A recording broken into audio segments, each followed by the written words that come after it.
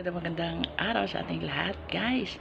Doon sa mga nagsasabi na ang liit-liit naman daw ng kinikita, bakit tayo magtitiis dito, guys?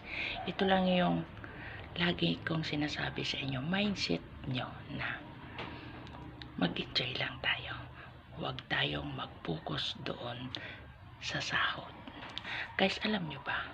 Ito based on my experience, based lang doon sa akin na hindi kayang bayaran ng kahit na magkano yung saya na once na gumawa ka ng isang video na nakita mo na may ads ang video mo. Promise. Kaya dyan sa mga baguhan na mga nagsisimula na katulad ko na gustong kumita agad, huwag nyong isipin yun. Ang isipin nyo, nag-i-enjoy lang. Promise. Tuloy nyo lang yung pagla-live nyo, tuloy nyo lang kung ano yung ginagawa nyo at i-enjoy lang.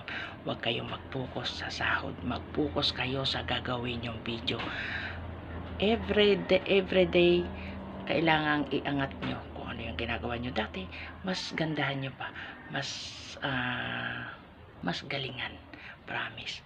Once na nagawa nyo yun, na nakita nyo yung mga video mo nyo may ads, ang saya. Hindi kayang bayaran ng salapi. Yung saya na nararamdaman mo once na makita mo yung video na may ads na. Promise. Kaya dyan sa mga baguhan, huwag mawala ng pag-asa. Enjoy lang. Good luck and good health. Love you all.